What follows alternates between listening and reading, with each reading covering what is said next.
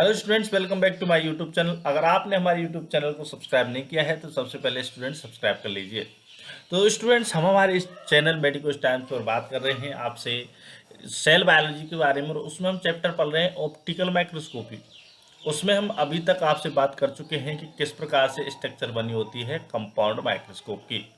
अब हम इस वीडियो में आपसे बात करेंगे कि मैग्निफिकेशन, गुड क्वालिटी का मैग्निफिकेशन है वो किस प्रकार से जनरेट होता है। मतलब हम छोटी सी माइन्यूट चीज को किस प्रकार से बड़ा करके देख लेते हैं। ठीक है। उसमें हमने लास्ट में चलते चलते आपसे बात की थी बाइनोकुलर ट्राइनोकुलर के बारे में। तो हम बात कर रहे ये जो डायग्राम था हमारे पास वो था यूनिकुलर का।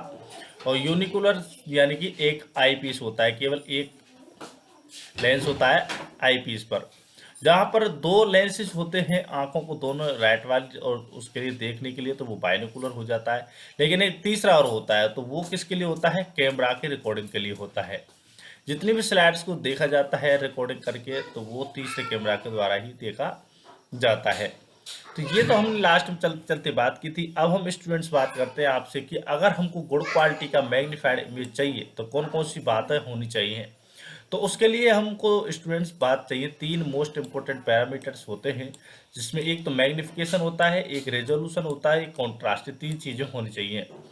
The magnification power of microscope its ability to produce an enlarge and magnified view of an object of eye. Magnification क्या है? ये एक प्रकार की पावर होती है जो कि क्या करती है, छोटी चीज को बड़ा करके दिखाती है। Resolution the ability of microscope to allow distinction between two close but separate points in the specimen its resolution.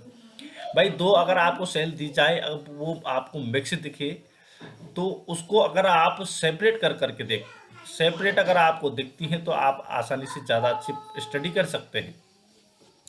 तो जैसे ये तो क्या आपको दिखाएगा, छोटी चीज को बड़ी करके। अब मान के चलो उसी में दो चीज हैं, तो उन दो चीजों को आपस में सेपरेट करके ये दिखाएगा अलग अलग। और contrast the object must possess certain degree of contrast with the surrounding medium in order to clearly through the microscope.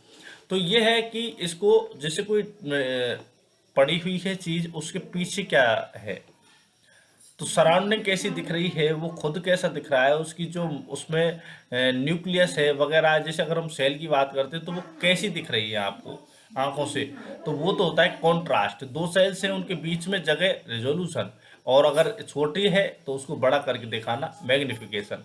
तो ये तीनों चीज़ें जो हैं एक गुड क्वालिटी की इमेज के लिए ज़रूरी होती हैं। अगर हम बात करते हैं दो जो मतलब कंपाउंड माइक्रोस्कोप जो है उसके बारे में बात करते हैं, तो कंपाउंड माइक्रोस्कोप किस प्रकार से वर्क करता है, उसकी इमेज किस प्रकार से बनती है उसके बारे में। तो सैंपल है उसको हम स्टेज पर रखेंगे और फिर इस पर लाइट सोर्स लगाएंगे। नीचे से लाइट सोर्स के द्वारा वो हमारी इमेज किस प्रकार से आएगी। लाइट सोर्स कहाँ पर लगाते हैं? कंडेंसर के पास थे, तो मिरर से होते हुए वो निकल के जाती है। तो वो लाइट किस प्रकार से हमारी आंखों पर, आई पीस पर किस प्रकार से दिखती है। तो देखिए, ये ऑब्जेक्ट है, ये स्टेज पर रखा हुआ है। अब यहाँ से लाइट चलेगी, भाई ऑब्जेक्ट से ही लाइट जाएगी लेंस में, तो ऑब्जेक्ट से लाइट चलेगी, एक तो समानांतर चलेगी और एक फोकल लेंथ के अनुसार चलेगी। तो ये यहाँ से इसकी फोकल लेंथ जनरेट होगी, तो ये फोकल लेंथ के अनुसार चलेगी। इसकी जो इमेज है वो इस प्रकार से बनेगी। तो ये यहाँ पर बनी है इमेज, और ये कैसी बनी है? इन्वर्टेड इमेज बनी है। इन्वर्टेड कहा था हमने, इमेज रियल है, यहाँ तक जो इमेज है वो रियल बन रही है, कहीं पर हमने आभासी इमेज नहीं बनाया। अगर आपने 12th क्लास में पढ़ा है तो आप इसको आसानी से समझ जाएंगे। ये इमेज बनाने का नियम है कि एक जो है, एक रेज आप ऐसी लेंगे जो कि लेंस के वो जो लाइन है, कंट्रोल लाइन है, उसके समानांतर चले। एक आप फोकल लेंथ के अनुसार ले सकते हैं। ठीक है।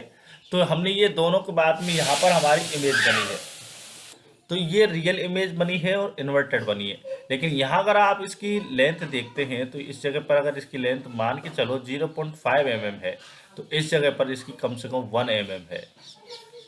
इतनी इमेज है। ठीक है। चलिए, तो अब क्या है, ये इमेज बनी, ये तो मतलब एक लेंस के द्वारा बनी, तो इसको तो हम यहाँ पर कह सकते हैं कि ये तो सिंपल माइक्रोस्कोप की जो इमेज है वो इतनी बनती है, क्योंकि उसमें एक ही लेंस होता है।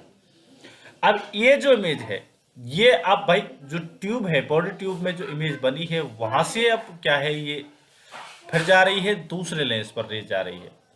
तो यहाँ से ये दूसरे लेंस पर फिर जाएंगी और ये इसी प्रकार से आगे जाकर के आंख पर बनती है। अब इसका जो है जो इमेज है वो बनता है आभासी, यानी कि लेंस जिधर से आई है बॉडी ट्यूब की साइड में ही ये बनता है। तो ये पीछे को जब हम मिलाते हैं तो जब जाकर के यहाँ इस जगह पर क्या करती है, ये इमेज बनाती है और जो कि आभासी है। लेकिन इंपॉर्टेंट बात जो हम माइक्रोस्कोप के लिए जानने जाते हैं, हम इसको बड़ी करके देखना चाहते हैं। तो ये देखिए यहाँ पर 0.5 mm की है, तो यहाँ पर इसका पता नहीं है कितनी लेंथ की है। आगे बात समझ में? तो यही तो हम मतलब चाहते हैं, यही जो है प्रिंसिपल है कंपाउंड माइक्रोस्कोप का, ये इस प्रकार से बनाती। चलिए इसकी थ्योरी को अब हम पढ़ लेते हैं। Objective lens produce an image of the objects while the ocular lens eyepiece further magnified, enabling us clearly see very small further microscopic objects through the eyepiece. For example, if you use a combination of 4x objective lens and 10x ocular lens and then resultant magnification 4 गुणा 10x equal to 40x. The quality or clarity of an image depends upon maximizing the distance between images of any 2 points of image. Resolving power की बात की ना हमने. This will allow you to clearly distinguish between those 2 points at any given magnification. The resolution ability of the microscope would determine how clearly you can see and distinguish between two such close points. अच्छा, resolving power जो है वो क्या होती है of a microscope is directly proportional to the wavelength of light used and inversely proportional to the numerical aperture of the microscope. These values are related by the Abbe equation including Rayleigh correction below.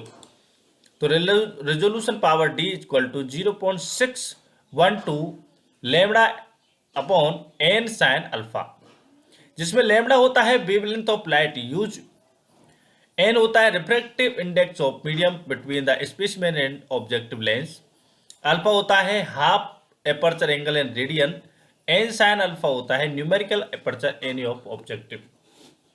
From the above equation you can clearly understand that better resolution is achieved by either changing the wavelength of numerical aperture. This formula of resolving power is used to calculate the resolution of an image in light microscopy. In a compound microscope, wavelength of light that illuminates the sample range from 400 nm to 700 nm. इतनी light तक होती है. इतने light में आप जितनी आप ज़्यादा वेवलेंथ रखेंगे उतना ही उसका रेजोल्यूशन होगा, वो उसी हिसाब से रेजोल्यूशन होगा. तो अगर ज़्यादा ही आप शॉर्ट वेवलेंथ रख दें तो क्या होगा, तो ऐसा होगा भाई साहब, best compound microscope can not resolve part of a specimen that are closer together than 200 nm. तो 200 nm से कम पर भाई साहब ये जो है रिजॉल्व नहीं कर पाएगा. अब क्या है न्यूमेरिकल अपर्चर एन क्या होता है, it is a measure of resolving power of a microscope objective is equal to product the refractive index of the medium n in front of the objective in sine of the angle sin alpha between the outermost ray entering the objective and optical axis. तो ये क्या होता है, numerical aperture होता है microscope जो objective होते हैं उसके रिजॉल्विंग पावर को मेजर करने का. ठीक है, तो मेजर करने का काम जो है रिजॉल्विंग पावर माइक्रोस्कोप के ऑब्जेक्टिव लेंस का करने का काम जो है वो कौन करता है, न्यूमेरिकल अपर्चर करता है. और जो कि रिफ्रैक्टिव इंडेक्स जो होता है किसका, ऑब्जेक्टिव का, उसके साइन अल्फा के इक्वली में वर्क करता है, यानी कि उसके क्या बोलते हैं, उसके साथ में काम करता है. ठीक है, तो ये ऐसी चीजें हैं जो आपको जानना जरूरी थी. चलिए आगे हम आपसे और जो पॉइंट्स हैं उनके बारे में बात करेंगे. अगला जो हमारा टॉपिक रहेगा वो होगा सिग्नल फिक्सेशन. अगर आपने हमारे यूट्यूब चैनल को सब्सक्राइब नहीं किया है तो सब्सक्राइब कर लीजिए, वीडियो को लाइक करिए, कमेंट करिए, शेयर करिए. धन्यवाद.